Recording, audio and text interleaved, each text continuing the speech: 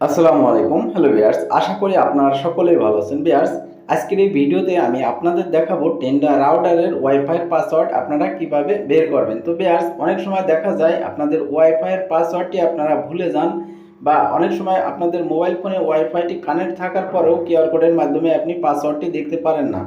তো এজন্য আপনি খুব সহজে টেন্ডা রাউটারের লগইন পেজে ঢুকে পাসওয়ার্ডটি বের করবেন কিভাবে, এই প্রসেসটা আমি আপনাদের দেখাবো। তো এটা করার জন্য আপনার প্রথমে রাউটারের আইপি অ্যাড্রেস জানতে হবে। তো রাউটারের আইপি অ্যাড্রেস জানার পর আপনি আপনার মোবাইল ফোনের ক্রোম ব্রাউজার ওপেন করবেন। ওপেন করার পর এখানে সার্চ বারে রাউটারের আইপি অ্যাড্রেসটা এখানে তুলে দিবেন। তো টেন্ডা রাউটারের ডিফল্ট আইপি অ্যাড্রেস আছে 192.168.0.1। এটা দেওয়ার পর আপনি সার্চ অপশনে ক্লিক করবেন।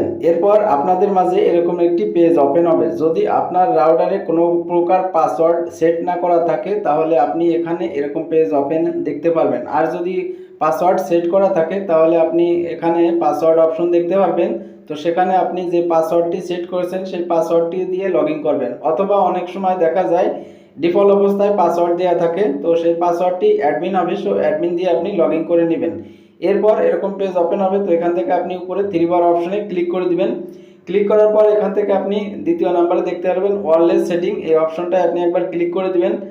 ক্লিক করার পর এখানে এরকম একটি পেজ ওপেন হবে। তো এই পেজে আপনি দেখতে পারবেন আপনি যে রাউটারে কানেক্ট আছে সেই রাউটারের নাম এবং সিকিউরিটি অপশন দেওয়া থাকবে।